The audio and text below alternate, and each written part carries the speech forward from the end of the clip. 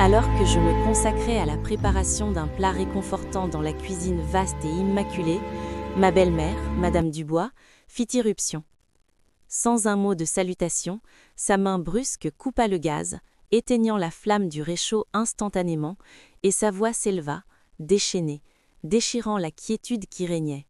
« Entre dans ta chambre tout de suite, n'ose plus toucher à rien dans cette maison, tout m'appartient désormais, tu n'as aucun droit, absolument aucun droit ici !» me hurla-t-elle, son index pointé de manière accusatrice sur mon visage. Ces mots, cinglants et rapides, semblaient avoir été prémédités, retenus longtemps, n'attendant que le moment propice pour être vomis sans la moindre retenue. Moi, Amélie, je restais figée, muette, sans opposer de résistance. Mon regard s'attarda sur le bouillon de bœuf onctueux, le plat favori de mon défunt époux, Étienne, dont la vapeur s'échappait lentement de l'épaisse marmite en aluminium. L'arôme savoureux qui me rappelait tant de souvenirs heureux était désormais teinté d'amertume. 40 jours s'étaient écoulés depuis que Étienne nous avait quittés subitement des suites d'une maladie. Cuisiner son plat préféré était ma seule façon d'apaiser le chagrin lancinant qui oppressait ma poitrine. La grande demeure, maintenant silencieuse en l'absence des rires de Étienne, me semblait une coquille vide, un espace étouffant et angoissant. Je fixais les yeux de Madame Dubois, dont le visage était rouge de colère, et j'y décelais une lueur de cupidité qu'elle ne cherchait plus à dissimuler. Je compris immédiatement que ce n'était pas une simple explosion de colère due au deuil, mais bien une déclaration solennelle de prise de possession territoriale. Madame Dubois était convaincue qu'avec le décès de Étienne, tous les actifs et biens immobiliers revenaient de droit à elle, sa mère biologique, et que je n'étais qu'une intruse tolérée. Sans prononcer une seule parole de protestation ou de supplique, je déposai la louche sur le comptoir de marbre de la cuisine, un bruit de métal résonnant dans le silence accablant. Je détachai le tablier, le pliai soigneusement et le laissai près du réchaud. Mes mouvements étaient mesurés et calmes, une tranquillité qui déconcerta légèrement Madame Dubois, car elle n'obtenait pas la réaction hystérique ou la résistance qu'elle escomptait. Je lui tournai le dos et m'éloignai, la dépassant comme si elle n'existait pas. Mes pas résonnaient avec assurance en direction de la chambre principale que j'avais partagée avec Étienne. Arrivé dans la chambre, je ne pris pas la peine de remplir une grande valise de vêtements, sachant que Madame Dubois m'aurait fouillé. Je pris simplement un sac à main de taille moyenne dans l'armoire. J'ouvris le tiroir de la table de chevet pour y prendre mon portefeuille, mon téléphone portable et une clé de voiture. Puis je m'agenouillai pour tâter le dessous du tiroir. Mes doigts tirèrent sur une épaisse enveloppe marron qui était solidement scotchée à cet endroit dissimulé. Je glissai rapidement le document crucial dans mon sac. Je me relevai et jetai un dernier regard circulaire sur la pièce. Je fixai intensément la photo de notre mariage accrochée au mur, comme pour faire mes adieux aux souvenirs qui peuplaient cet endroit. Je sortis de la chambre la tête haute. Dans le salon, Madame Dubois restait plantée là, m'observant d'un air méfiant, veillant à ce que sa belle-fille n'emporte aucun objet de valeur de son fils. Je marchai droit vers la porte d'entrée, sans lui accorder le moindre regard. Au moment où ma main toucha la poignée de porte, la voix de Madame Dubois retentit à nouveau, cette fois avec une moquerie blessante et douloureuse. « Va-t'en, et ne reviens jamais, espèce de parasite. Tu pensais que tu pourrais continuer à vivre dans le luxe grâce au labeur de mon fils ?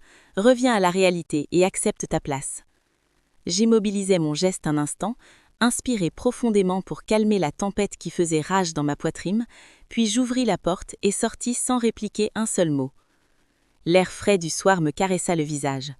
Je me dirigeai vers le garage, appuyai sur le bouton de verrouillage automatique de ma berline, les phares clignotèrent 2 fois, je pris place à l'intérieur, démarrai le moteur qui émit un doux vrombissement, et alors que la voiture reculait lentement hors de la somptueuse propriété, j'ai jeté un coup d'œil dans le rétroviseur. J'aperçus Madame Dubois, dressée sur le seuil de la porte d'entrée, un large sourire triomphant aux lèvres, comme si elle venait de remporter une grande bataille. Je détournai le regard, engageant ma voiture sur les routes désertes du quartier résidentiel. Après avoir pris de la distance et m'être assuré d'être hors de portée du regard de ma belle-mère, je me garai sur le bas de côté ombragé. Je pris mon téléphone portable, cherchai un nom dans mon répertoire et appuyai sur le bouton d'appel. Quelques tonalités résonnèrent avant qu'une voix masculine et grave ne réponde à l'autre bout du fil. Je parlais d'un ton monocorde et glacial, une Amélie radicalement différente de la belle fille soumise qui venait d'être chassée. J'annonçais brièvement « Exécutez le plan B maintenant. Madame Dubois a dépassé le seuil de tolérance. J'ai les documents en main. Coupez tous les accès supplémentaires ce soir. » Après avoir écouté la réponse de mon interlocuteur, je mis fin au appel. Je fixais à nouveau la route devant moi, appuyais sur l'accélérateur et m'éloignais, laissant mon passé derrière moi, en route vers un hôtel de luxe au centre-ville pour planifier la suite de mes actions. Le vrambissement du moteur de ma berline s'éloignant était la plus douce des mélodies de triomphe aux oreilles de Madame Dubois. La femme claqua la porte principale avec une force emplie d'entrain, puis se précipita vers le salon. Son visage rayonnait. C'était comme si un lourd fardeau qui pesait sur ses épaules avait été complètement soulevé.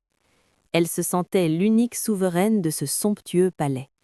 Il n'y avait plus de belle fille pour donner des ordres et plus le regard d'Amélie pour épier ses moindres faits et gestes.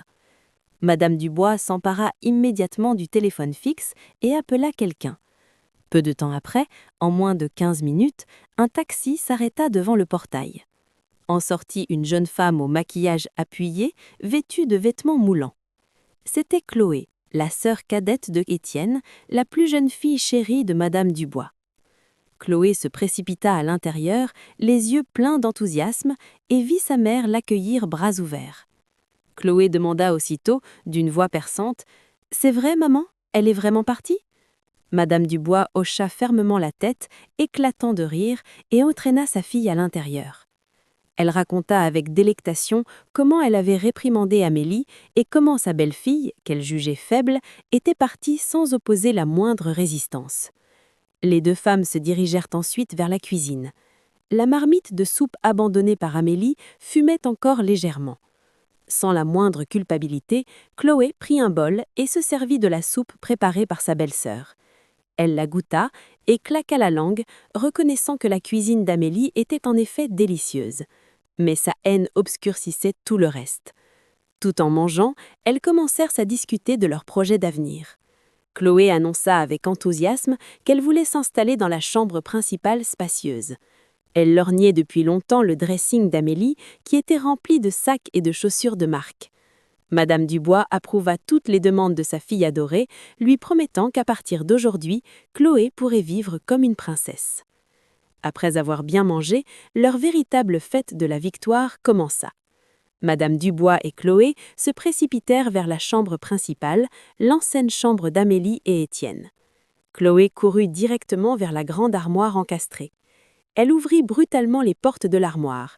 Ses yeux pétillèrent d'avidité en voyant les rangées de belles robes et les vêtements de travail de haute qualité suspendus avec soin. Chloé tira plusieurs tenues, les plaça contre elle devant le miroir, faisant des pirouettes comme lors d'un défilé de mode. Elle riait de joie, imaginant la jalousie de ses amis quand elle la verrait porter ses vêtements coûteux.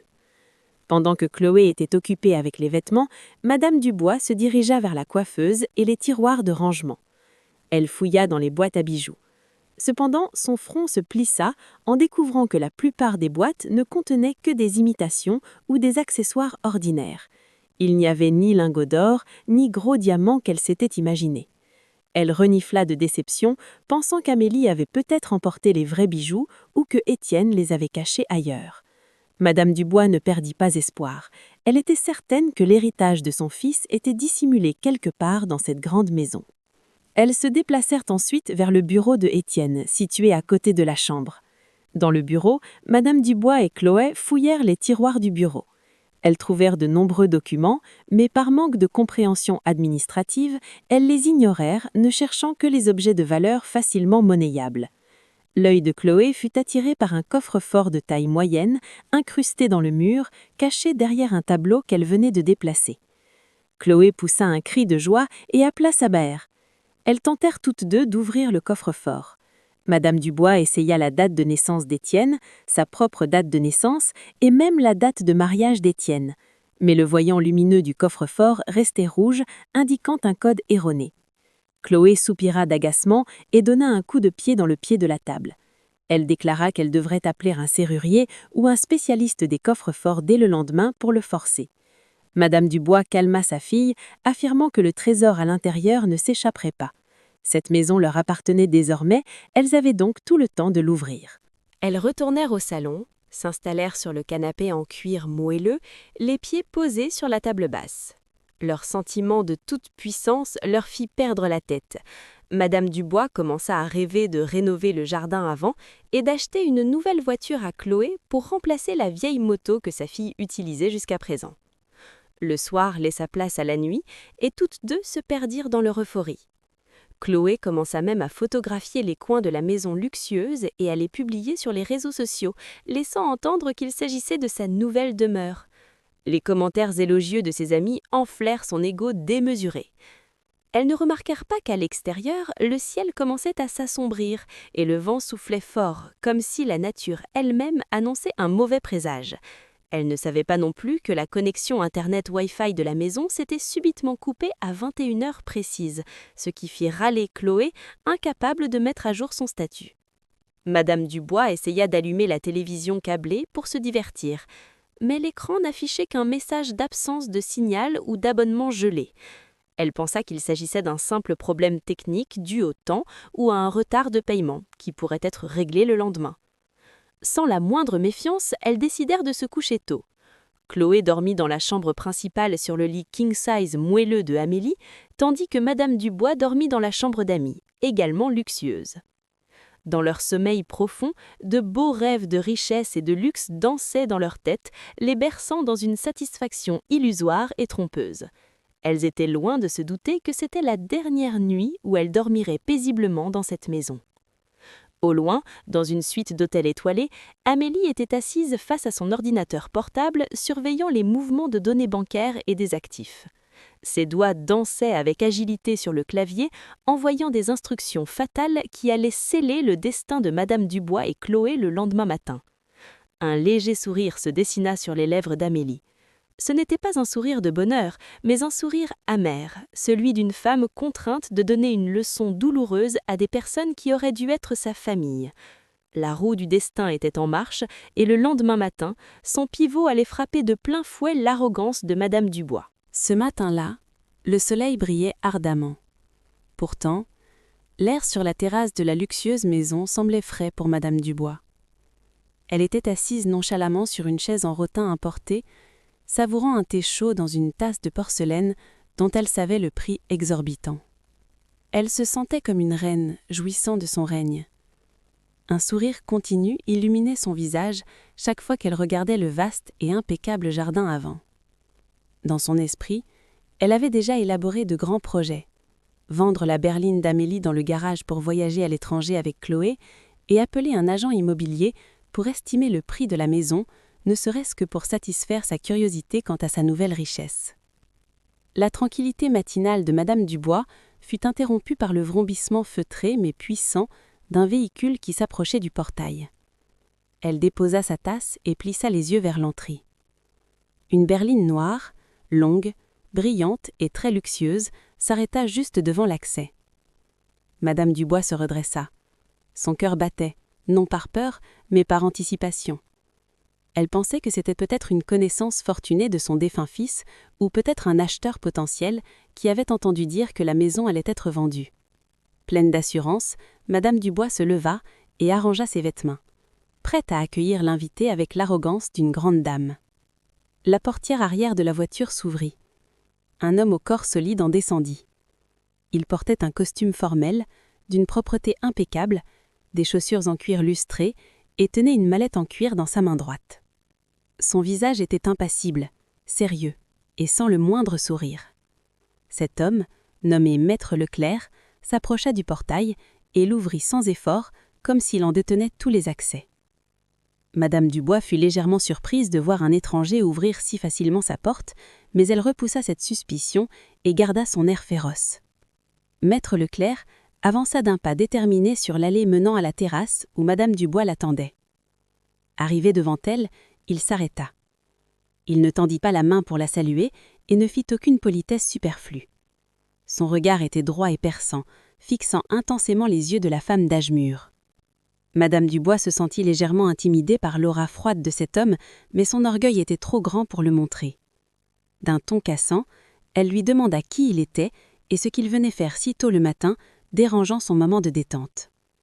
Elle espérait que l'homme s'inclinerait respectueusement, mais le contraire se produisit. Maître Leclerc ouvrit calmement sa mallette, en sortit un document et jeta un rapide coup d'œil à sa montre coûteuse. Il parla d'une voix de baryton, grave mais ferme, qui résonna sur la terrasse silencieuse. Il prononça le nom complet de Madame Dubois, sans aucune marque de respect excessive. La phrase suivante qui sortit de sa bouche fut comme un coup de tonnerre pour Madame Dubois. L'avocat annonça qu'il donnait exactement 30 minutes à Madame Dubois et à quiconque se trouvait dans la maison pour rassembler leurs effets personnels. Maître Leclerc affirma que le propriétaire légal de cette maison exigeait la restitution immédiate des clés et que la maison devait être vidée de ses occupants illégaux. Madame Dubois resta bouche bée en entendant ces mots. Son sang bouillonna instantanément. Elle éclata d'un rire fort, un rire forcé et chargé d'émotion, comme si elle venait d'entendre la blague la plus absurde du monde. Elle croisa les bras et se mit à hurler devant le visage de Maître Leclerc. Elle déclara qu'il s'était trompé d'adresse ou qu'il était un fou égaré. Madame Dubois proclama haut et fort qu'elle était la propriétaire de la maison maintenant, elle était la mère biologique de Étienne, et puisque Étienne était décédé, selon le droit des successions, tous les biens de son fils lui revenaient. Elle pointa du doigt le visage de Maître Leclerc, sa main tremblant de colère, menaçant d'appeler le gardien du complexe pour chasser cet avocat effronté. Maître Leclerc resta totalement imperturbable face à la fureur de Madame Dubois. Son visage était aussi plat qu'un mur de pierre. Il la laissa déverser toutes ses insultes et ses revendications unilatérales. Une fois que Madame Dubois fut à bout de souffle et cessa de crier, Maître Leclerc reprit la parole sur le même ton neutre, mais cette fois, ses mots furent beaucoup plus douloureux. Maître Leclerc expliqua que l'hypothèse de Madame Dubois était une erreur fatale. Il déclara que Étienne avait certes habité cette maison de son vivant, mais qu'il n'en était pas le propriétaire. Étienne n'avait jamais détenu le titre de propriété de ce terrain et de ce magnifique bâtiment. Par conséquent, le décès de Étienne ne transférait absolument aucun droit de propriété à Madame Dubois.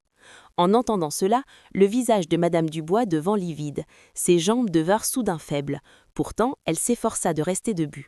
Son cerveau s'acharnait à assimiler l'information qu'elle venait de recevoir. Si Étienne n'était pas le propriétaire, alors qui l'était? Racalouait-il cette maison? Impossible, pensa-t-elle. Étienne avait toujours dit que c'était sa maison. Madame Dubois commença à paniquer, mais son arrogance refusait de s'effondrer. Elle accusa Maître Leclerc de mentir et d'essayer de la tromper pour lui voler les biens de son fils. Le tumulte sur la terrasse parvint jusqu'à l'intérieur, réveillant Chloé qui dormait encore profondément. La porte d'entrée s'ouvrit et Chloé apparut, le visage bouffi par le sommeil et les cheveux en bataille, fixant sa mère en pleine confrontation avec l'homme en costume. L'apparition de Chloé ajouta au chaos matinal. La jeune femme s'avança immédiatement pour défendre sa mère, sans même connaître la cause du problème. De sa voix perçante, Chloé réprimanda Maître Leclerc, lui demandant qui il était pour oser mettre sa mère en colère. Chloé alla même jusqu'à menacer de lui jeter sa chaussure s'il ne partait pas immédiatement. Maître Leclerc ne lui accorda qu'un regard dédaigneux, comme s'il voyait un insecte nuisible. Il ignora les cris de Chloé et se reconcentra sur Madame Dubois. La main de Maître Leclerc se tendit, lui présentant une liasse de documents contenant la copie du titre de propriété original et légal de la maison. Madame Dubois s'empara du dossier avec rudesse. Ses mains tremblaient violemment en feuilletant les documents. Ses yeux parcouraient les lignes juridiques qui y figuraient. Son souffle se coupa lorsqu'elle arriva à la colonne du nom du propriétaire. Y était clairement inscrit le nom complet d'Amélie et non celui d'Étienne. Ce qui était encore plus choquant, c'était la date d'émission du titre de propriété. Cette date précédait de loin l'union d'Étienne et Amélie. 3 ans avant leur union, cette maison avait déjà été achetée et payée au nom d'Amélie. Madame Dubois sentit le monde tourner autour d'elle. Ce fait anéantissait toute sa logique qu'il avait toujours fait considérer Amélie comme une femme chanceuse d'avoir épousé son fils Prosper. Voyant l'expression de choc sur le visage de Madame Dubois, Maître Leclerc commença à expliquer la vérité. Il révéla le grand secret que Amélie et le regretté Étienne avaient gardé jalousement. Maître Leclerc expliqua que Amélie n'était pas une femme ordinaire issue d'une famille modeste, comme Madame Dubois l'avait toujours cru. Amélie était la fille unique de la famille Lafayette, l'une des plus grandes familles d'entrepreneurs immobiliers du pays. Amélie avait dissimulé sa véritable identité et mené une vie simple parce qu'elle voulait trouver un partenaire qui l'aimerait pour ce qu'elle était et non pour la fortune de son père. Étienne était au courant et respectait profondément la décision de son épouse. Cette maison, la voiture et tous les luxes qu'elle contenait étaient la propriété personnelle d'Amélie. Des biens propres qui ne pouvaient être contestés par personne, y compris sa belle-mère. Chloé, entendant cette explication, resta bouche bée d'incrédulité. Sa bouche était grande ouverte, ses yeux exorbités. Elle se rappela à quel point elle avait souvent insulté Amélie, traitant sa belle-sœur de paysanne et de profiteur. Il s'avérait qu'elle insultait sans le savoir une milliardaire déguisée. Chloé arracha les papiers des mains de sa mère, les lut elle-même pour s'assurer de l'amère vérité qui s'étalait devant ses yeux. La honte et la peur commencèrent à l'envahir, remplaçant la somnolence qui lui restait. Avant qu'elle n'ait eu le temps de se remettre de leur choc, une autre berline entra dans la cour. Cette fois, elle s'arrêta juste derrière la voiture de Maître Leclerc. La portière du conducteur s'ouvrit et une femme en descendit. C'était Amélie. Cependant, l'apparence d'Amélie ce matin était très différente de celle de la femme qu'elles avaient chassée la veille. Il n'y avait plus de robe d'intérieur, ni de visage sans maquillage. Amélie portait maintenant un tailleur-pantalon de bureau extrêmement élégant, qui moulait parfaitement sa silhouette. Son voile était arrangé avec soin, dans un style moderne, et elle portait des lunettes de soleil qu'elle retira lentement. Une aura d'autorité émanait fortement de sa personne, ce qui fit reculer Madame Dubois et Chloé d'un pas, par réflexe. Amélie s'approcha, ses pas rythmés par le claquement de ses talons hauts sur le carrelage. Elle se tint à côté de Maître Leclerc, fixant droit sa belle-mère et sa belle-sœur. Son regard était froid, dénué de la moindre chaleur qu'elle leur avait toujours manifestée. Amélie ne dit pas bonjour, elle alla droit au but. Sa voix était calme, mais elle contenait une force qui donna la chair de poule à Chloé. Amélie demanda si les explications de son avocat avaient été suffisamment claires ou s'il leur fallait du temps supplémentaire pour relire le document pourtant on ne peut plus limpide. La question résonnait plus comme un ordre que comme une proposition. Madame Dubois essaya d'ouvrir la bouche pour dire quelque chose, peut-être une dénégation ou une autodéfense, mais sa voix se bloqua dans sa gorge. Elle voyait une étrangère en sa belle-fille. La femme qui se tenait devant elle était une dirigeante d'entreprise, une femme de carrière solide, et non plus la belle-fille soumise qu'elle pouvait houspiller à sa guise dans la cuisine. Amélie poursuivit son discours, rappelant les paroles que Madame Dubois avait hurlées la veille au soir. Elle répéta les mots de sa belle-sœur concernant celle qui avait le droit de rester dans cette maison.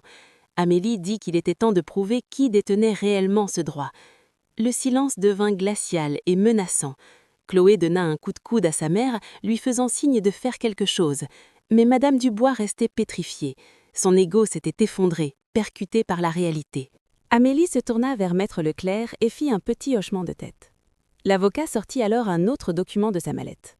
Ce n'était pas le titre de propriété, mais un testament. L'avocat dit qu'avant qu'elle ne soit chassée, il y avait une dernière chose qu'elle devait entendre. Un ultime message de Étienne qui avait été conservé chez le notaire. Un message écrit spécifiquement pour protéger son épouse de la cupidité de sa propre famille. Amélie regarda Madame Dubois d'un air difficile à déchiffrer. Un mélange de pitié et d'une détermination inébranlable. L'atmosphère sur la somptueuse terrasse se transforma en une tension lourde et menaçante. L'air autour d'elle sembla soudain se figer. Maître Leclerc, l'avocat droit et professionnel, ouvrit le seau de l'enveloppe marron qu'il venait de sortir de sa mallette. Le bruit du papier déchiré résonna fortement aux oreilles de Madame Dubois et de Chloé, signalant le début d'un nouveau chapitre qui allait anéantir leurs espoirs jusqu'à la racine. Madame Dubois fixait l'enveloppe d'un regard terne. Son cœur battait la chamade, rempli d'un mélange de peur et de déni. Elle refusait de croire que son propre fils, Étienne, lui aurait laissé quelque chose qui pourrait la mettre en difficulté. Dans son esprit, Étienne était un fils obéissant qui lui avait toujours été dévoué. Un fils qui lui donnerait certainement tout. Mais l'expression froide d'Amélie et la fermeté de Maître Leclerc suggéraient le contraire. Maître Leclerc sortit le papier officiel, portant l'hologramme du notaire, et commença à le lire d'une voix forte et claire. Chaque mot qui sortait de sa bouche résonnait comme le marteau d'un juge frappant le bureau du tribunal. Maître Leclerc lut l'introduction du testament, dans laquelle Étienne déclarait l'avoir rédigé en toute conscience et bonne santé, sans aucune contrainte extérieure. Étienne écrivait combien il aimait son épouse, Amélie, et respectait sa mère, Madame Dubois. Cependant, la phrase suivante fit se crisper le visage de Madame Dubois. Étienne écrivait qu'il connaissait très bien le caractère de sa mère. Il savait qu'elle avait tendance à vouloir tout contrôler et se montrait souvent injuste envers Amélie, même si Amélie s'efforçait toujours d'être patiente. Par conséquent, Étienne estimait nécessaire de mettre en place une protection écrite pour son épouse bien-aimée au cas où il décéderait avant elle. Maître Leclerc passa au point le plus crucial du testament, la clause 9. Il la lut en insistant sur chaque syllabe pour qu'il n'y ait aucune ambiguïté. La clause stipulait que Madame Dubois était autorisée à vivre dans la maison d'Amélie et recevrait une allocation mensuelle substantielle provenant des investissements personnels d'Étienne à une condition absolue. Cette condition était que Madame Dubois devait traiter Amélie avec bonté, respect et comme un membre de sa propre famille. S'il était prouvé que Madame Dubois exerçait une intimidation, une violence verbale ou physique ou tentait de chasser Amélie de la maison, alors tous les droits de Madame Dubois à l'allocation mensuelle seraient révoqués immédiatement et de façon permanente. De plus, tous les accès aux facilités accordées par Étienne de son vivant seraient coupés totalement au moment même de cette violation. En entendant cela, les genoux de Madame Dubois fléchirent. Elle faillit tomber si elle ne s'était pas accrochée à un pilier de la terrasse. Son visage était d'une pâleur cadavérique, se sentant drainé de tout son sang. Son esprit revint aussitôt à l'événement de la veille au soir, lorsqu'elle avait chassé Amélie de la cuisine avec une fierté et une émotion débordantes. Ses cris, ses paroles dures, tout cela se retournait contre elle comme un boomerang mortel. Elle réalisait qu'elle avait violé la seule et unique condition établie par son propre fils. Non seulement cette maison luxueuse lui échappait, mais aussi le flux d'argent mensuel qui finançait son train de vie et celui de Chloé. Elle allait tout perdre en un instant.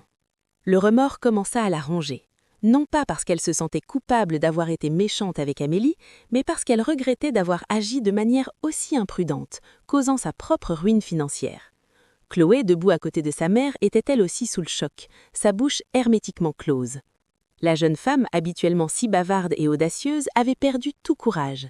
Elle s'imaginait la vie sans l'argent de poche de son frère, sans luxe, et le retour à la misère. Chloé regarda sa mère d'un reproche, se demandant pourquoi sa mère avait dû être si impulsive la veille au soir. Mais elle n'osait pas parler devant Amélie, qui paraissait si puissante maintenant. Amélie restait calme près de l'avocat, son visage impassible, sans aucune expression de triomphe excessive. Pour Amélie, ce n'était pas une victoire joyeuse, mais une démarche forcée qu'elle devait entreprendre pour restaurer sa dignité et honorer la dernière volonté de son mari. Madame Dubois, qui réalisait qu'elle était au bord du gouffre, changea soudainement d'attitude. Son arrogance s'évanouit instantanément, remplacée par un air suppliant et contrefait.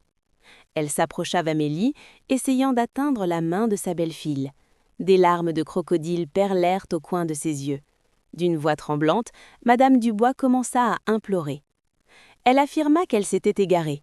Elle était sous le coup de l'émotion due au deuil de Étienne et n'avait pas réellement voulu chasser Amélie. Elle tenta de jouer la carte de la famille, arguant qu'elles étaient après tout liées et que ce problème ne devrait pas être résolu d'une manière aussi cruelle. Madame Dubois osa même dire que Étienne serait certainement attristé de voir sa mère se retrouver à la rue. Amélie recula d'un pas, évitant le contact de la main de Madame Dubois. Ce recul était un symbole de rejet ferme. Amélie fixa intensément sa belle-mère et parla d'un ton bas mais perçant. Elle rappela à Madame Dubois la phrase qu'elle avait prononcée la veille, qu'Amélie n'avait aucun droit dans cette maison. Amélie demanda « Où était la notion de famille lorsque Madame Dubois jetait mes affaires dehors ? Où était la compassion lorsque Madame Dubois coupait le gaz et me réprimandait dans la cuisine ?» Amélie insista sur le fait qu'elle n'était pas un simple objet que l'on pouvait prendre quand on en avait besoin et jeter quand il n'était plus utile. La patience d'Amélie était à bout. Elle avait donné des années d'opportunité à Madame Dubois pour changer, mais sa gentillesse avait toujours été payée en retour par le poison.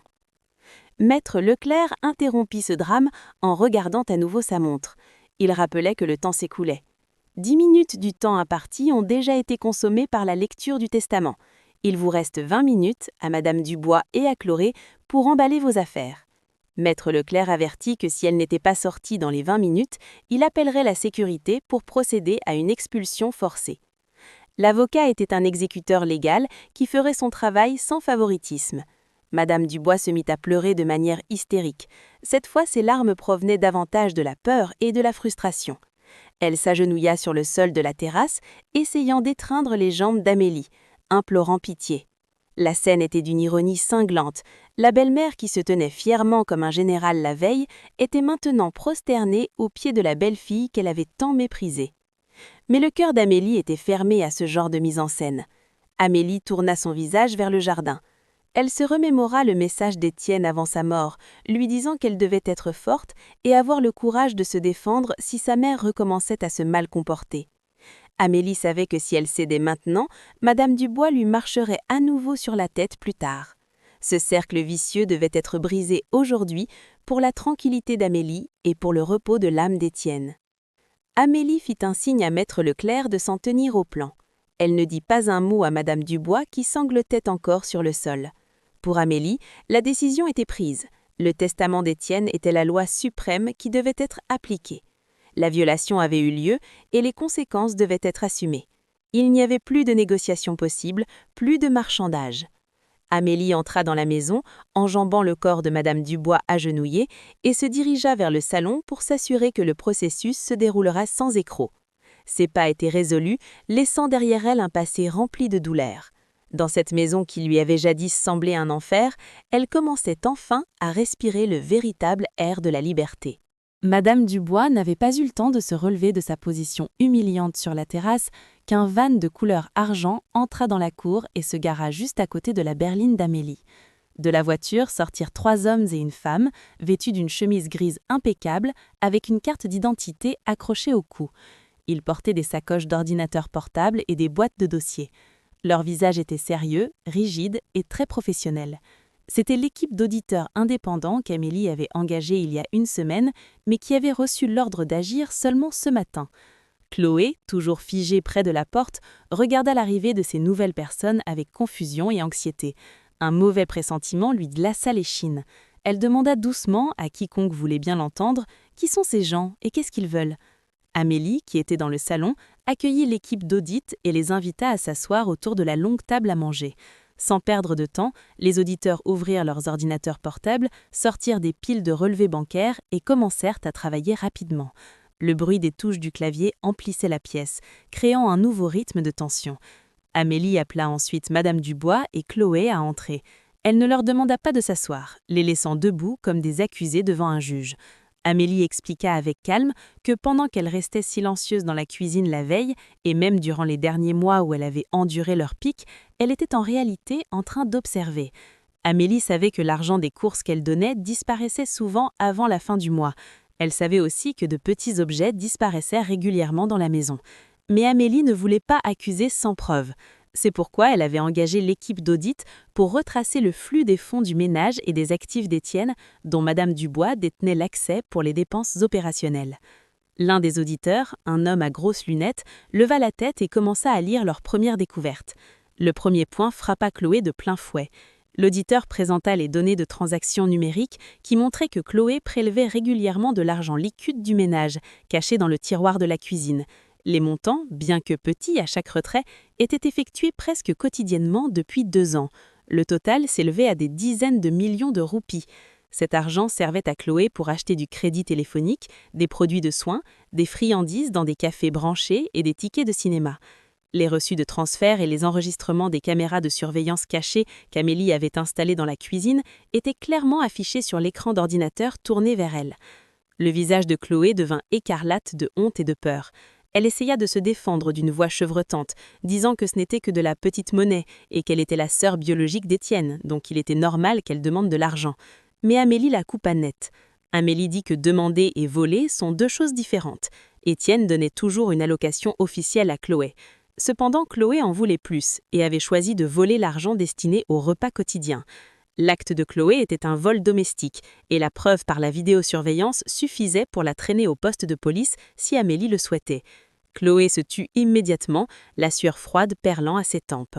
Mais le véritable choc n'était pas pour Chloé, mais pour Madame Dubois. L'auditrice prit la parole. Elle sortit un épais dossier contenant des notes de dettes et de créances. Il fut révélé que Madame Dubois avait des dettes colossales dans plusieurs endroits. Cela allait des systèmes de cagnottes frauduleux promettant des rendements irréalistes aux emprunts auprès d'usuriers. Madame Dubois menait un train de vie luxueux devant ses amies mondaines, les invitant au restaurant, achetant des tissus chers, alors que tout cela était financé par l'argent emprunté. Elle avait toujours pensé qu'elle pourrait rembourser plus tard en demandant de l'argent à Étienne ou à Émilie, mais cette stratégie de creuser un trou pour en boucher un autre avait finalement abouti à un abîme profond. Le point culminant de toutes ces découvertes fut un document de prêt conclu avec une coopérative d'épargne et des crédits illégale. La signature de Étienne y figurait en tant que garant. L'auditeur montra le document original à Amélie. Amélie fixa la signature et secoua doucement la tête. Elle connaissait parfaitement la signature de son mari. La signature sur ce document ressemblait à celle de Étienne, mais présentait des traits hésitants. L'équipe de graphologues consultés avait confirmé que la signature de Étienne sur le document était un faux.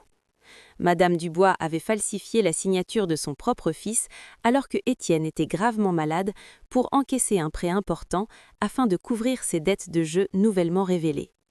Le silence s'abattit dans la pièce. La respiration de Madame Dubois était lourde et saccadée. Elle avait été prise en flagrant délit. Son visage, autrefois suppliant, devint d'une pâleur cadavérique. La falsification de documents était un délit pénal pur, bien au-delà d'une simple affaire de famille. Maître Leclerc, l'avocat, ajouta d'une voix froide que l'acte de falsification de signature pour obtenir un avantage financier pouvait être puni de plusieurs années de prison. Il demanda à Amélie si elle souhaitait donner suite à ces découvertes en portant plainte au pénal immédiatement, car les preuves étaient accablantes et incontestables. Madame Dubois tremblait violemment. Ses jambes ne purent plus la soutenir et elle s'effondra sur la chaise de la salle de manger. Elle n'aurait jamais imaginé que ces mensonges seraient exposés avec autant de détails. Elle avait toujours cru que Amélie était une femme stupide qui ne savait que cuisiner et s'occuper de la maison. Elle ignorait que derrière son silence, Amélie possédait l'intelligence et la méticulosité d'une femme d'affaires chevronnée héritée de son père.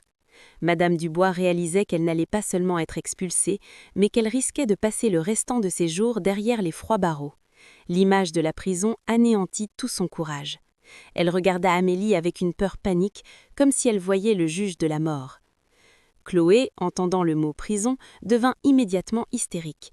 Elle cria en accusant sa mère. Elle dit que c'était sa mère qui lui avait dit de prendre l'argent dans le tiroir de la cuisine. Elle dit aussi que c'était sa mère qui lui avait enseigné ce mode de vie luxueux. Une querelle ouverte éclata dans la maison devant Amélie et les auditeurs. Elles s'accusaient mutuellement, révélant leurs secrets honteux, chacune essayant de sauver sa propre peau. Le spectacle était à la fois pitoyable et écœurant. Amélie les regarda d'un air froid, dégoûtée par ce drame familial sans fin. Amélie leva la main, leur demandant de se taire. Elle dit qu'elle avait qu'un dernier objet. Le choix leur appartenait. Soit vous partez immédiatement, sans rien emporter d'autre que les vêtements que vous avez sur vous, et cette affaire est close, soit vous restez ici, et la police viendra dans les 5 minutes pour vous arrêter toutes les deux pour vol et falsification de documents. La dernière objet d'Amélie resta suspendée dans l'air comme une épée de Damoclès, prête à trancher la tête de quiconque ferait un faux pas.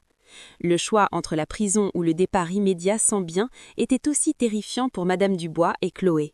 Cependant, l'image de l'incarcération derrière les barreaux froids, dormant sur une fine matte et mangeant de la nourriture infâme, était bien plus effrayante que de devenir sans abri. La tension dans la salle à manger atteignit son paroxysme. Le visage de Chloé, d'abord pâle de peur, devint rouge vif sous l'effet d'une rage débordante. Son instinct de survie prit le dessus. Malheureusement, sa cible était la personne la plus proche d'elle, sa mère. Chloé se leva brusquement, sa chaise grinçant bruyamment sur le sol. Elle pointa du doigt le visage de sa mère, son index tremblant violemment. Sa voix monta dans les aigus, brisant le bref silence. Elle hurla, rejetant sur Madame Dubois la faute de tout ce désastre. Chloé dit que toutes les idées folles de s'emparer des biens d'Étienne et de chasser Amélie venaient du cerveau de sa mère. Elle prétendit n'avoir fait que suivre, contrainte et attirée par la promesse d'une vie facile. Chloé cria qu'elle était jeune et ne voulait pas que son avenir soit brisé par la prison à cause de la cupidité effrénée de sa mère qui ne se contrôlait pas. Des injures commencèrent à sortir de la bouche de Chloé, des mots qui ne devraient jamais être prononcés par une enfant à sa mère. Madame Dubois fut secouée par cette agression verbale de sa fille chérie. Son cœur se brisa en 1000 morceaux. Elle l'avait tant gâtée, satisfaisant toutes ses envies, allant jusqu'à s'endetter pour lui acheter des articles de marque afin qu'elle puisse rivaliser avec ses amis. Et c'était là la récompense qu'elle recevait, maintenant que la roue du destin tournait à l'envers. Madame Dubois refusa d'être tenue pour seule responsable. Elle répliqua aux cris de Chloé avec une égale ferveur. Elle rappela tous ses sacrifices. Elle demanda à Chloé qui pleurait pour un sac coûteux la semaine dernière, qui demandait de l'argent pour des soins du visage tous les mois. Madame Dubois cria que Chloé était une enfant ingrate qui ne savait que tendre la main et osait maintenant mordre la main qui la nourrissait. La violente dispute entre la mère et la fille ne pouvait plus être contenue. Leurs voix, s'échangeant des injures, résonnaient si fort qu'elles traversaient les murs de la maison et atteignaient la rue, habituellement si calme. Les voisins, qui passaient ou arrosaient leurs plantes, s'arrêtèrent. La curiosité les poussa à se rassembler devant le portail de la maison luxueuse. Des murmures se firent entendre, ils se demandaient ce qui se passait au sein de cette famille si harmonieuse. Peu de temps après, le son des sirènes de police se fit entendre, rendant la foule de voisins encore plus dense. Il s'avéra que Maître Leclerc, l'avocat, avait bien appelé la police au préalable comme mesure préventive au cas où la situation deviendrait incontrôlable. En voyant la voiture de police, gyrophare bleu clignotant, s'arrêter devant le portail, la dispute entre Chloé et Madame Dubois cessa net. Leurs visages devinrent tous deux livides. Une peur intense paralysait leurs articulations. 2 officiers de police en uniforme complet descendirent de la voiture et entrèrent dans la cour, accompagnés de monsieur le maire adjoint qui les rejoignait en hâte. Maître Leclerc accueillit les policiers sur le seuil et les invita dans le salon. L'ambiance des forces de l'ordre rendit l'ambiance extrêmement sérieuse et menaçante. Chloé se mit immédiatement à sangloter bruyamment, se cachant derrière le dossier du canapé. Amélie se leva, son visage restait calme, mais ses yeux irradiaient la détermination. Elle salua poliment monsieur le maire adjoint et les policiers. Monsieur le maire adjoint, confus, demanda ce qui se passait exactement, car le signalement indiquait une perturbation et une suspicion d'acte criminel. Maître Leclerc expliqua la situation brièvement mais clairement. Il présenta les preuves de la falsification de signature par Madame Dubois et du vol d'argent par Chloé. Monsieur le maire adjoint et les voisins qui écoutaient depuis la terrasse furent stupéfaits. Pendant tout ce temps, Madame Dubois leur racontait que Amélie était la méchante belle-fille avare et impolie. La réalité était l'exact opposé, inversée à 180 degrés. Les murmures des voisins se transformèrent en railleries ouvertes.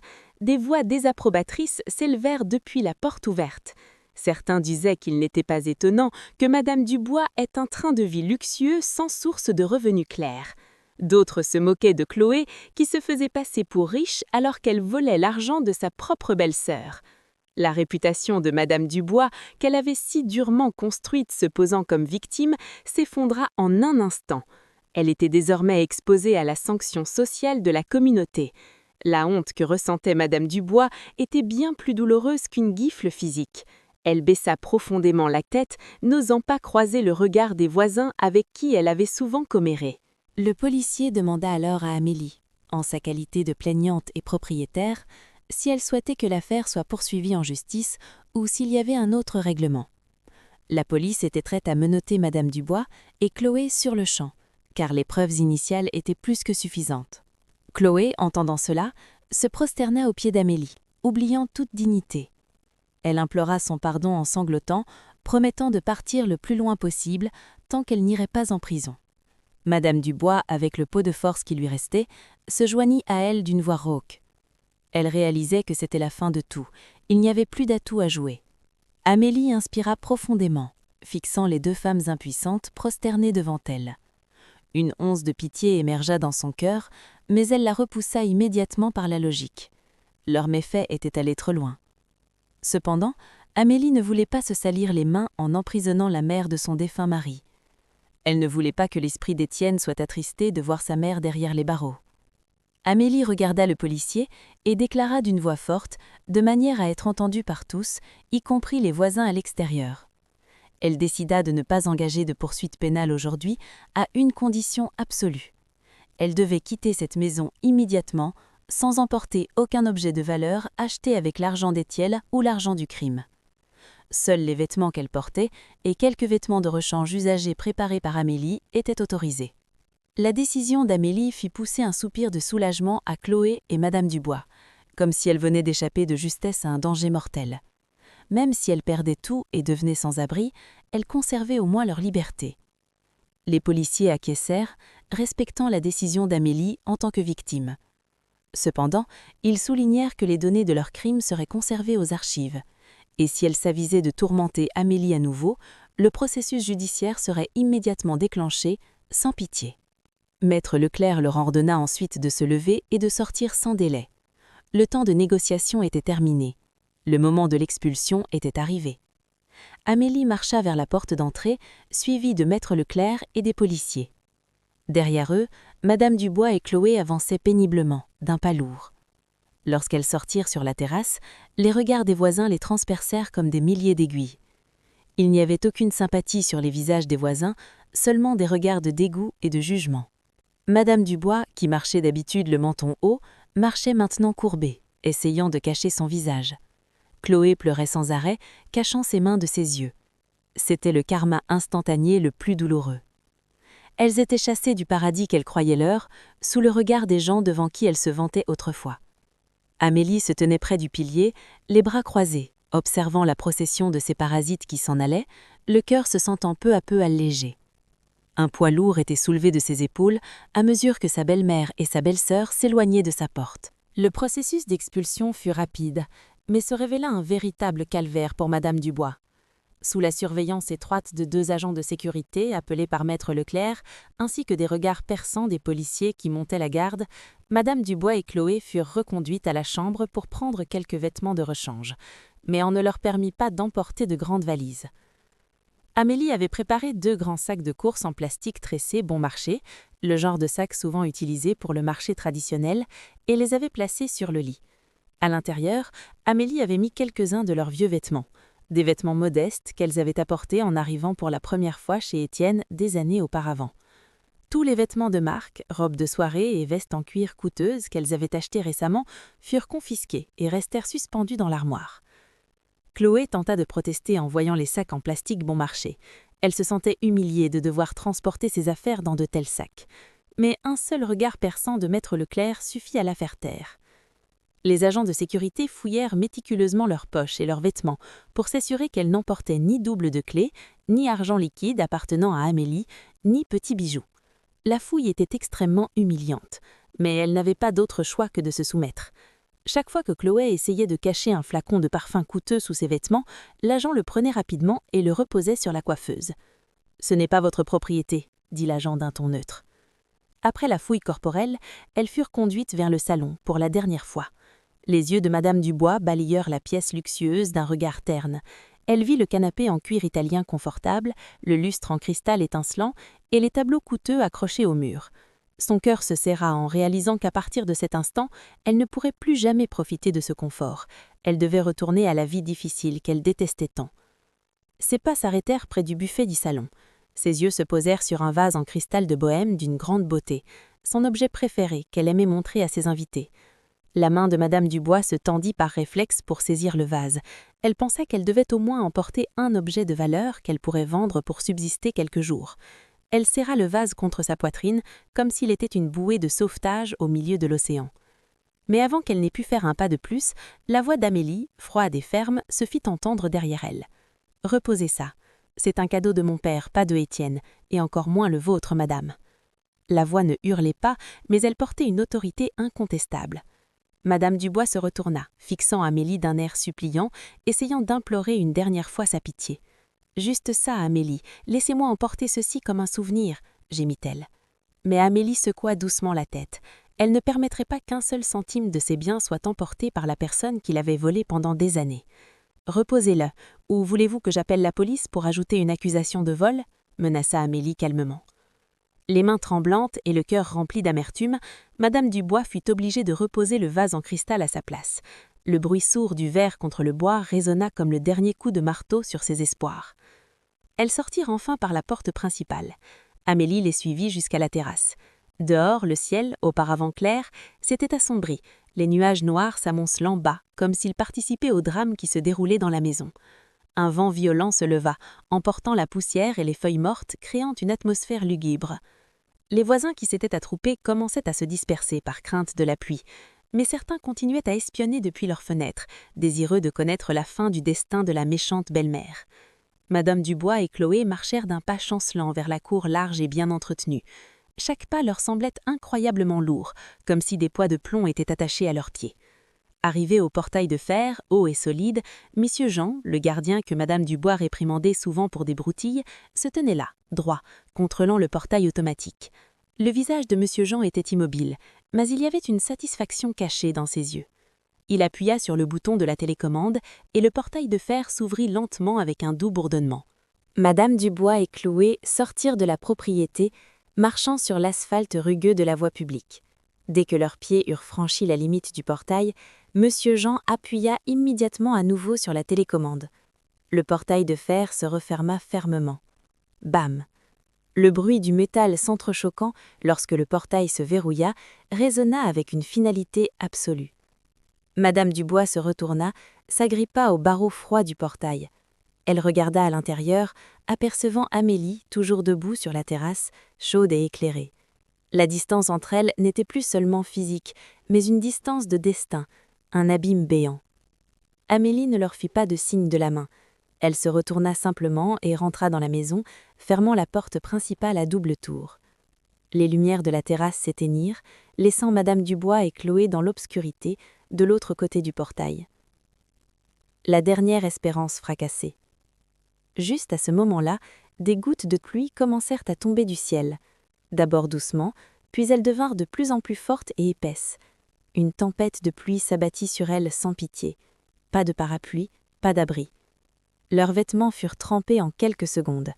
Chloé grelottait de froid, ses larmes se mêlant à l'eau de pluie sur son visage. Elle fouilla dans sa poche de pantalon, en sortit la carte bancaire qu'elle avait réussi à cacher, leur seul et dernier espoir. Elle courut vers le distributeur automatique de billets dans la supérette non loin du complexe. Madame Dubois la suivit péniblement. Dans la cabine étroite du distributeur, les mains tremblantes de froid, Chloé inséra la carte.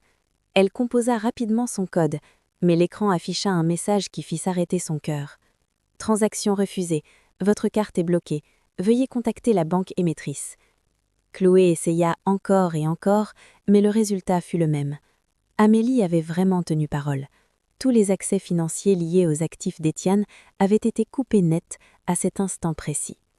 Chloé s'effondra, glissant jusqu'au sol sale du distributeur. Madame Dubois, voyant la réaction de sa fille, comprit immédiatement. Elle n'avait absolument plus un sou. Elles sortirent de la supérette, chassées par l'employé qui se méfiait de leur apparence mouillée et misérable. Elles se tenaient maintenant au bord de la route principale, sous une pluie torrentielle. Des voitures de luxe passaient, éclaboussant l'eau stagnante sur elles. Aucun taxi ne voulait s'arrêter pour des passagers trempés qui ressemblaient à des mendiants. Madame Dubois regarda d'un air hébété en direction du complexe résidentiel de luxe qu'elle venait de quitter. Elle réalisa à quel point elle avait été stupide. La cupidité lui avait aveuglé les yeux. Elle avait tout, une maison confortable, de la bonne nourriture, la sécurité pour ses vieux jours. Mais elle avait tout gâché pour un moment d'orgueil. Maintenant, le ciel pleurait avec elle. Mais les larmes du ciel ne pouvaient effacer le regret qui arrivait trop tard. Cette nuit devint la nuit la plus longue et la plus froide de leur vie. Le temps passa vite sans que l'on s'en rende compte. 2 mois s'étaient écoulés depuis l'expulsion dramatique sous l'orage. La maison luxueuse, témoin muet des souffrances d'Amélie, avait maintenant un tout autre visage. L'atmosphère à l'intérieur était beaucoup plus lumineuse, spacieuse et pleine de vie. Amélie décida de rénover plusieurs parties de la maison, en particulier la cuisine, lieu de l'incident traumatisant. La cuisine, autrefois sombre et austère, avait été transformée en une cuisine moderne, dominée par de grandes fenêtres qui laissaient entrer la lumière du soleil matinal librement. Il n'y avait plus d'ombre de peur ou de sentiment d'anxiété en cuisinant. Amélie pouvait se tenir là, en paix, savourant chaque seconde de son activité sans les cris ou les moqueries blessantes. Amélie avait également repris son identité de femme de carrière puissante. Elle ne cachait plus qui elle était. Chaque matin, la voiture de fonction de l'entreprise immobilière de son père venait la chercher. Amélie dirigeait d'importantes réunions, prenait des décisions stratégiques et gérait la construction de gratte-ciel. Ses employés la respectaient profondément, non pas parce qu'elle était la fille du propriétaire, mais pour son intelligence et sa fermeté au travail. Entre ses activités professionnelles, Amélie continuait d'honorer la volonté de son défunt Larry. Elle avait transformé le pavillon annexe de sa maison en un refuge temporaire pour les étudiants boursiers méritants et défavorisés. Les rires et les discussions de ces jeunes gens remplissaient maintenant le silence de la maison, remplaçant l'aura négative qui avait été laissée par sa belle-mère et sa belle-sœur. Amélie se sentait revivre, sa vie ayant retrouvé tout son sens. Pendant ce temps, dans un autre coin de la ville, le destin tournait à 180 degrés dans la direction opposée. Dans un quartier densément peuplé, avec des ruelles étroites, boueuses et une odeur d'égout suffocante, Madame Dubois et Chloé menaient leur nouvelle vie misérable. Elles vivaient dans une chambre louée de 3 mètres sur 3. Les murs étaient humides, la peinture s'écaillait. Le toit fuyait quand il pleuvait, et l'air était étouffant à cause du manque de ventilation. Il n'y avait plus de lit moelleux ou de climatisation. Elles dormaient entassées sur un mince matelas en mousse dégonflée, au son des disputes bruyantes des voisins et des pleurs de bébés audibles à travers la fine cloison en contreplaqué. Ce matin-là, l'atmosphère dans la petite chambre était étouffante, à l'image de la colère de ses occupantes. Madame Dubois était allongée, faible, le visage pâle, avec une toux sèche et persistante. Elle avait perdu beaucoup de poids à cause de la sous-alimentation et d'un stress chronique. Les médicaments chers qu'elle prenait autrefois pour sa santé et sa beauté n'étaient plus qu'un lointain souvenir. Elle ne pouvait compter que sur des remèdes bon marché, qui n'apportaient qu'un faible soulagement. D'une voix rauque, Madame Dubois appelait Chloé, demandant de l'eau chaude et à manger. Mais il n'y eut pas de réponse douce comme celle qu'elle obtenait des domestiques dans la maison d'Amélie. Chloé était assise dans un coin de la pièce, pliant rudement le linge des autres. Elle travaillait maintenant comme blanchisseuse à la journée pour les voisins, afin de joindre les deux bouts. Ses mains délicates, autrefois manucurées, étaient devenues rugueuses, gercées et cailleuses à force d'utiliser des détergents agressifs et de frotter les vêtements. Entendant les plaintes de sa mère, l'émotion de Chloé explosa. Elle jeta le linge qu'elle tenait par terre. Chloé cria sa frustration, disant qu'elle était épuisée d'être le pilier de la famille. Elle se plaignit que l'argent de la lessive de la journée avait déjà servi à payer l'arriéré d'électricité du mois dernier et qu'elle n'avait plus de riz pour le déjeuner. Madame Dubois essaya de conseiller à sa fille d'être patiente, mais ce conseil ajouta de l'huile sur le feu de la colère de Chloé. Chloé se leva, fixant sa mère avec une haine pure. Elle lui rappelait ses erreurs. Elle dit que si sa mère n'avait pas été si avide de s'emparer de la maison d'Amélie, elle dormirait encore paisiblement dans une chambre acclimatisée et mangerait bien tous les jours. Chloé rejeta toute la faute de cette souffrance sur sa mère, affirmant que c'était elle qui l'avait entraînée dans cet abîme de pauvreté. La querelle se termina par Chloé claquant la porte de la chambre louée et s'en allant le ventre vide, laissant sa mère seule, sanglotant dans une solitude pleine de remords tardifs. Chloé errait sans but dans les rues chaudes et poussiéreuses de la ville. Ses pas la menèrent vers un quartier d'affaires huppé dans le centre-ville, où des gratte-ciel s'élevaient, fendant le ciel. Sans s'en rendre compte, elle s'arrêta devant un immeuble monumental, arborant fièrement le logo du groupe Lafayette au-dessus du hall. Chloé savait que c'était le siège social de la famille d'Amélie. La faim et le désespoir la rendirent téméraire.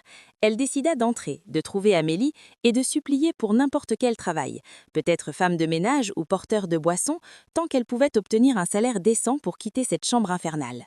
S'armant de courage, Chloé se dirigea vers la porte vitrée automatique du hall. Mais ses pas furent stoppés par un agent de sécurité en uniforme impeccable qui la regarda avec méfiance. Chloé vit son propre reflet dans la vitre du bâtiment. Elle portait un t-shirt délavé, un jean sale et de fines tongs. Ses cheveux étaient ternes et son visage était huileux, sans maquillage. Elle contrastait violemment avec les gens qui passaient dans le hall, de jeunes cadres parfumés, soignés et pleins de confiance. Juste à ce moment, l'ascenseur réservé aux dirigeants s'ouvrit dans le hall. Chloé vit un groupe de personnes sortir, et au milieu d'elles se tenait Amélie. Amélie était absolument resplendissante. Elle portait une tenue de travail formelle très élégante, marchant d'un pas assuré et plein d'autorité, tout en écoutant le rapport de son assistante à ses côtés. Tout le monde dans le hall s'inclina respectueusement au passage d'Amélie. Amélie rayonnait, brillante, intelligente et intouchable. Chloé sentit son corps se rétrécir. Un sentiment d'infériorité écrasant la submergea. Elle réalisa que la distance entre elle et Amélie était maintenant celle de la terre et du ciel. Elle se sentait comme une saleté indigne d'être dans un lieu aussi propre. Son courage s'évanouit instantanément. Chloé ne franchit pas la porte. Elle n'osa même pas appeler le nom d'Amélie. La honte absolue la fit faire demi-tour. Elle s'enfuit loin de l'immeuble majestueux, courant de toutes ses forces, retenant les larmes qui menaçaient de couler. Elle comprit que la porte de l'opportunité s'était refermée brutalement depuis que elle et sa mère avaient décidé d'agir avec méchanceté. Amélie n'était plus la belle-sœur qu'elle pouvait exploiter. Amélie était une figure lointaine au sommet du succès, tandis qu'elle-même était tombée au fond du gouffre à cause de ses propres actions. Chloé rentra chez elle les mains vides, le cœur encore plus brisé, réalisant que demain serait peut-être encore plus sombre qu'aujourd'hui. Le soleil de fin d'après-midi filtrait doucement, éclairant la pelouse verte et sereine du cimetière public. Amélie s'agenouilla près d'une tombe dont la terre était encore fraîche et soignée. Sur la stèle de marbre noir était gravé le nom de Étienne, son mari bien-aimé. Amélie éparpilla des pétales de rose fraîches sur la sépulture, puis versa lentement de l'eau de rose.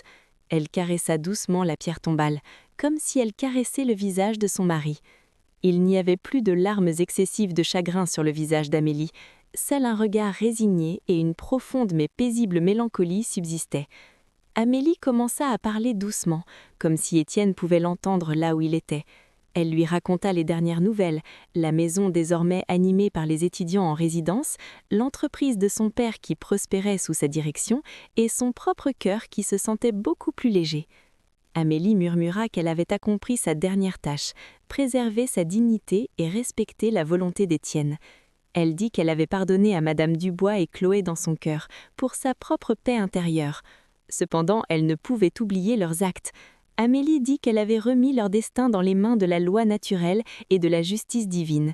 Elle se sentait soulagée de ne plus nourrir la rancune qui lui rongeait l'âme. Après avoir prié et raconté sa vie un long moment, Amélie se releva. Elle arrangea ses vêtements, poussa un long soupir pour se décharger de son dernier fardeau, puis quitta le cimetière. Son chauffeur privé l'attendait à côté de la berline luxueuse garée à l'entrée. Le chauffeur lui ouvrit poliment la portière arrière. Amélie s'installa dans l'habitacle frais et parfumé, s'adossant au siège en cuir confortable. La voiture s'élança doucement, fendant les embouteillages du soir, ramenant Amélie à sa vie bien remplie mais ordonnée. À un carrefour très fréquenté, la voiture d'Amélie s'arrêta car le feu de signalisation était rouge. Amélie regarda par la fenêtre teintée, sombre de l'extérieur mais claire de l'intérieur. Elle observa l'agitation de la rue, les marchands ambulants qui vendaient leurs marchandises et les motocyclistes impatients. Soudain, ses yeux captèrent une scène qui fit palpiter son cœur. Sur le trottoir, juste devant un étal de nourriture qui venait d'ouvrir, elle vit une vieille femme assise sur un petit tabouret, en train de laver une pile de vaisselle sale. Cette vieille femme portait une robe d'intérieur usée, déchirée à l'épaule. Ses cheveux blancs étaient négligés et attachés à la va-vite. Son corps était émacié, ses pommettes saillantes, et sa peau paraissait terne et brûlée par le soleil. Elle lavait la vaisselle lentement, ses mains tremblantes. Elle s'arrêtait de temps en temps pour se masser le dos endolori ou essuyer la sueur de son front avec sa manche sale. Le propriétaire de l'étal, un homme corpulent, semblait la réprimander, jugeant son travail trop lent. La vieille femme se contentait de baisser la tête, résignée, n'osant pas répondre. Elle ressemblait à quelqu'un qui avait perdu toute dignité. Amélie reconnut la silhouette. Bien que son apparence ait changé radicalement, Amélie ne pouvait se tromper. C'était sa propre ancienne belle-mère, Madame Dubois. La femme qui affichait autrefois ses bijoux en or, jouant les grandes dames et méprisant les autres, était maintenant blanchisseuse de vaisselle dans une échoppe de rue, luttant pour sa subsistance. La scène était à la fois pathétique et choquante. Le karma fonctionnait avec une précision chirurgicale et une efficacité implacable. Madame Dubois, qui jetait autrefois la nourriture préparée par Amélie, devait maintenant nettoyer les restes des plats des autres. Sans le vouloir, au moment où Madame Dubois levait le visage pour prendre du produit vaisselle, son regard tomba sur la berline de luxe arrêtée juste devant son lieu de travail. Bien que la vitre de la voiture fût sombre, l'instinct maternel, ou peut-être la culpabilité obsédante, permit à Madame Dubois de deviner qui se trouvait à l'intérieur. Ses yeux s'écarquillèrent, Sa bouche s'entr'ouvrit légèrement. Elle arrêta de laver. Ses mains pleines de mousse tremblaient violemment. Elle fixa intensément la vitre arrière de la voiture. Se sentant comme une personne qui se noie, implorant l'aide d'un navire de passage, Amélie vit ce regard. Son cœur se déchira un instant. Son côté humain voulait descendre, lui donner de l'argent ou au moins lui acheter à manger. Mais le souvenir du traitement cruel de Madame Dubois, des calomnies ignobles, de l'expulsion pendant son deuil et du testament d'Étienne lui revinrent en mémoire. Amélie réalisa que si elle intervenait maintenant, cette leçon de vie ne serait jamais apprise. Si elle aidait Madame Dubois à cet instant, cette femme redeviendrait un parasite oublieux et risquerait de blesser d'autres personnes à l'avenir. Étienne voulait que sa mère apprenne à se débrouiller seule et comprenne les conséquences de sa cupidité. Le chauffeur, qui voyait l'hésitation d'Amélie dans le rétroviseur central, demanda doucement « Voulez-vous que je m'arrête un instant, madame, ou que je donne quelque chose à la mendiante à l'extérieur ?» Cette question tira Amélie de ses pensées. Amélie ferma les yeux un instant, inspira profondément et raffermit sa résolution. Elle rouvrit les yeux, fixant droit devant elle, évitant tout contact visuel avec la vieille femme sur le trottoir. D'une voix calme mais ferme, Amélie répondit succinctement « Ce n'est pas nécessaire, monsieur. Continuez, le feu est au vert. » La berline de luxe s'éloigna lentement du carrefour, laissant Madame Dubois figée, les yeux fixés sur les gaz d'exapement de la voiture de sa belle-fille qui s'éloignait. Madame Dubois réalisa que c'était sa dernière chance et elle l'avait manquée. Elle comprit que la porte du pardon et la porte du luxe étaient fermées à jamais pour elle. Ses larmes tombèrent dans la bassine d'eau savonneuse tourbe, se mélangeant au reste de nourriture sale. Elle baissa à nouveau la tête, continuant son travail, frottant la vaisselle tout en avalant la pilule amère du regret qu'elle devrait ressentir pour le reste de sa vie. Amélie était assise à l'arrière de sa voiture, regardant le ciel du soir qui virait à orange doré. Elle se sentait relâchée. Elle ne se sentait pas cruelle. Elle agissait simplement avec justice. Justice pour elle-même et justice pour son défunt mari. Amélie sourit légèrement. Un sourire de victoire, d'une femme qui avait traversé la tempête de la vie la tête haute. Elle murmura dans son cœur une dernière phrase pour ce chapitre de sa vie. Se taire ne signifie pas être faible, et céder ne signifie pas perdre. Le silence est la meilleure façon de laisser l'univers faire son travail, de montrer qui a tort et qui a raison. La voiture d'Amélie continua son chemin vers l'horizon, allant à la rencontre d'un avenir radieux et plein d'espoir, laissant le sombre passé loin derrière elle.